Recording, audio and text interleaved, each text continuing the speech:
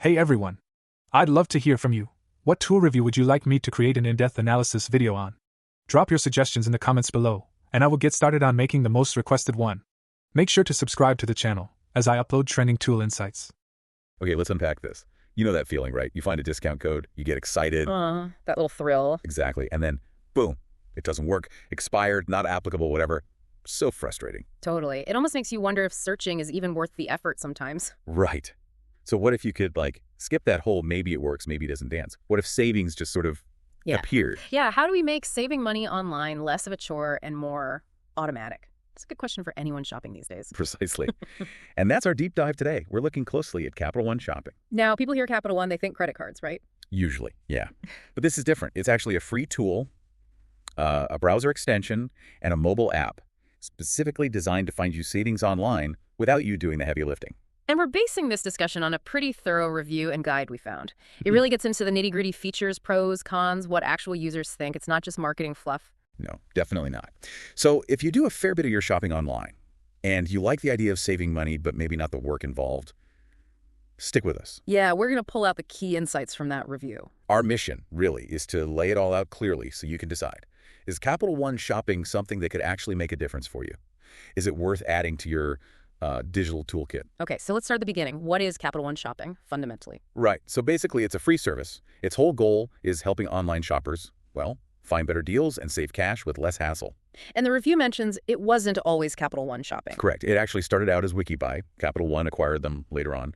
And the way it works is mainly through a browser extension. You can add it to Chrome, Firefox, Edge, Safari, usual suspects. And there's an app too, right, for phones? Yep, iPhone and Android apps are available too, so you're covered whether you're shopping on your computer or your phone. And this is a really key point the review stresses. You absolutely do not need a Capital One credit card or bank account to use this thing. It's free for anyone. That's crucial. Good clarification.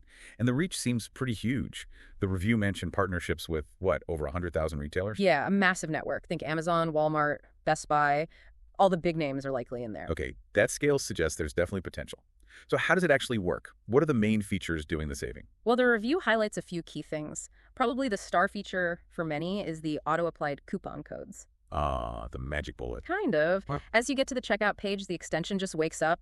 It automatically searches for relevant coupon codes floating around the internet and tries them out for you. So it saves you that whole process of opening 15 tabs, hunting for codes. Exactly. It automates that often frustrating search. Big time saver potential right there. Okay, I like the sound of that. What else does it do? Another big one is the price comparison tool. Let's say you're looking at a product on, Target's website. Capital One Shopping will, in the background, check if that exact same item is available cheaper somewhere else online. And the review says it shows you these comparisons right there, often on the same page, so you don't have to manually check other stores. Okay. So it's not just about discounts after you choose, but helping you choose the right price before you even commit. Smart. Yeah, it's about finding the best base price, too. What if I see something I like, but I'm not ready to buy it just yet? Maybe waiting for a sale. Good question. That's where the watch list and price drop alerts feature comes in. You can add items you're interested in to this list. Okay. And then if the price drops on any of those items, bam, you get a notification, an email or an app alert. Oh, that's handy. The review specifically flags this as really useful for bigger ticket items, electronics, maybe even travel, where prices can swing quite a bit. Yeah, I can totally see using that. Getting a heads up when that laptop I want finally goes on sale. Yes, please. Yep. Now, you mentioned credits earlier. How do those work? Are they like cash back? Sorta, but with a twist. They're called Capital One shopping credits. You earn them when you shop at certain partner stores through the tool. It's usually a percentage of your purchase. Okay, sounds like cash back so far. Here's the key difference the review points out. You can only redeem these credits for gift cards, not direct cash back to your PayPal or bank account.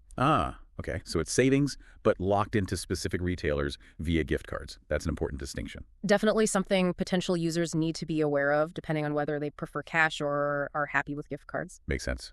Any other standout features? Yeah, a couple more the review mentioned. There's a universal product search. So instead of going to Google or Amazon first, you can search for an item directly within Capital One Shopping, and it pulls up price comparisons across lots of retailers instantly. Like a built-in price comparison engine. Pretty much. And we already touched on the browser extension and mobile app combo, which just makes it flexible. Oh, and one specific call-out was for Amazon deal alerts.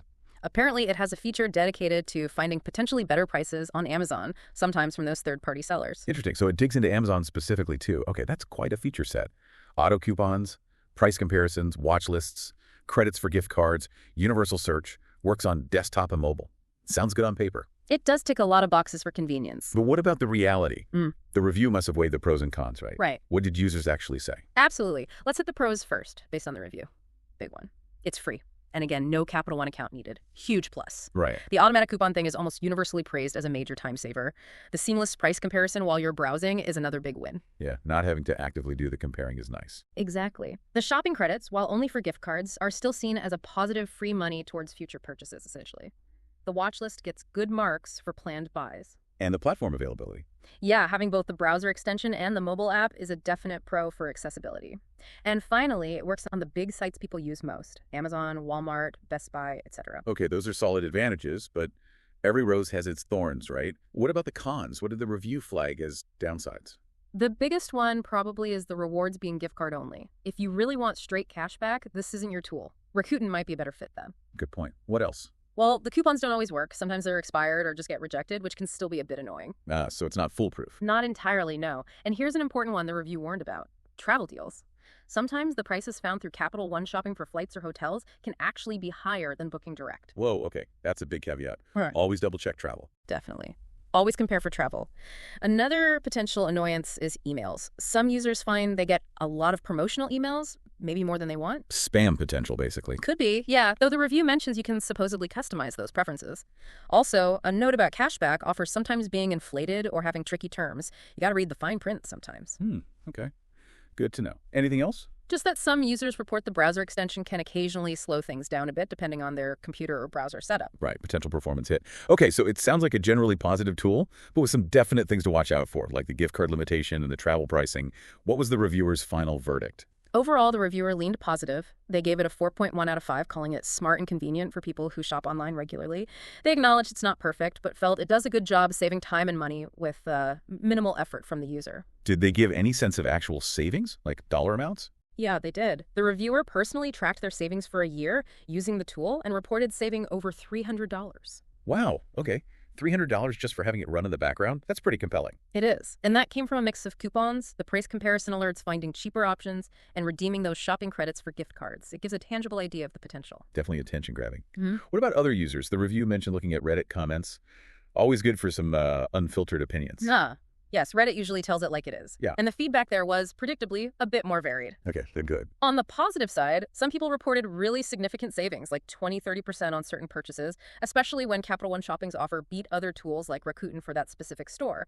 The browser extension's coupon feature got specific shout-outs for being reliable quite often. So for coupons, it seems generally well-liked. Often, yes. The sentiment seemed to be, use it when its specific offer for that retailer is the best one available compared to other tools you might use. Makes sense. And the bad. What were the main complaints on Reddit? A lot of it echoed the cons we just discussed. People frustrated by cashback offers not tracking correctly or being less than advertised. Definite complaints about travel bookings, issues with pricing, or even cancellations. Oof. Yeah, travel seems like a recurring watch-out. Absolutely. And the emails, lots of comments about them feeling spammy or irrelevant. So yeah, experiences vary. Okay, so if someone does decide to give it a shot, what are the top tips from the review for actually getting the most benefit and avoiding those pitfalls? The review laid out some good practical advice. Number 1. Make sure the extension is actually turned on and active before you check out. Sounds obvious, but easy to forget. Right. Gotta let it do its job. Use that watch list feature, especially for bigger purchases you can wait on. Check the specific credit offers before you buy, as they can change. And the travel thing again. Yes. Compare travel deals very carefully against Booking Direct. Don't just assume it's cheaper. Also, customize your email settings right away to hopefully tame the potential flood. Good tip. What else? Remember the mobile app if you shop on your phone. And finally, the review suggested thinking about stacking. You can potentially use Capital One shopping alongside your regular rewards credit card to maybe double dip on rewards, in a sense. Ah, interesting. Use the tool for coupons and price checks, but pay with a card that gives you points or miles anyway. Clever. Exactly. Maximize all angles. Now, you mentioned the reviewer saving $300. For listeners thinking, how do I even know if it's working for me? The review talked about tracking your own return, right? Yeah, they offered a simple way to think about your return on investment, your ROI. The formula is basically total money saved divided by the number of purchases you used it for, then multiply by 100. Okay, so savings divided by purchases. Right. Their example was saving, say, $220 across 40 purchases. That works out to a 550% ROI, which, for something mostly passive is pretty great. That's a helpful calculation. Yeah. Any bonus tips on tracking? Just a simple one. Maybe keep a running note somewhere on your phone. A spreadsheet of credits earned or big saves from price drops just helps visualize the benefit over time. Makes sense. Okay, one more critical area, data privacy. People get nervous about browser extensions, tracking what they do online. What did the review say about how Capital One Shopping handles data? It's a valid concern. The review stated that Capital One Shopping follows standard security practices. It does collect some shopping data, what you search for, sites you visit, prices you see. Okay. Primarily for personalization, according to the review, to show you deals it thinks you'll actually care about. But, and this is key, it doesn't collect highly sensitive stuff like your full credit card numbers or passwords. Right, just shopping behavior. Exactly. Connections are encrypted. It only accesses what it needs to function, find coupons, compare prices. And remember, you don't need a Capital One card account. Plus, the review notes you have options to manage or delete your data in the settings. Okay, that provides some important context on privacy. Now, last thing, are there other tools like this out there? What did the review mention as alternatives? Yeah, it's a crowded space. The review gave a quick rundown of some big ones. Honey is probably the most similar, also known for auto coupons and price tracking. Heard of that one. Rakuten was positioned as a major player specifically for cashback. Retail Mat was mentioned as more of a broad coupon database with some cashback too. Okay. And Fetch was mentioned as slightly different. You scan receipts, mainly groceries, to earn points for gift cards. So different tools might suit different people depending on if you prioritize auto coupons, cashback, or something else. Right. It depends on what kind of saving you value most. Oh. Okay, so wrapping up this deep dive on Capital One Shopping. Yeah, let's recap. It seems like it's a genuinely free tool. Its main draws are the automatic coupon finding and the price comparison features, which would definitely save time and potentially money. Plus the watch list and the shopping credits, though those credits are only for gift cards, which is a key limitation for some. Right. And while it's generally well regarded, it's not perfect. You need to watch out for potentially wonky travel deals, maybe some irrelevant emails if you don't customize, and the cashback isn't always straightforward. Exactly. So the big question for you, listening now, is how does this align with your shopping habits? Yeah. Ask yourself, how much do I actually shop online? Do I hate searching for coupons manually? Am I okay with getting rewards as gift cards instead of cash? Are the stores I usually shop at likely covered? Do I just want something effortless running in the background? Thinking through those questions, based on what we've discussed from the review, should really help you decide if it's worth giving Capital One Shopping a try. It's all about matching the tool to your needs. Absolutely. And maybe here's a final thought to chew on as we finish up. As these kinds of AI-driven shopping assistants like Capital One Shopping, Honey, and others get smarter and more integrated, how might that change our whole relationship with online shopping? Not just how we save money, but how we even find products, how we interact with brands. It feels like we're on the cusp of a shift there. That's a fascinating point. The future of how we discover, compare, and buy online could look very different thanks to tools like these. Definitely something to keep an eye on.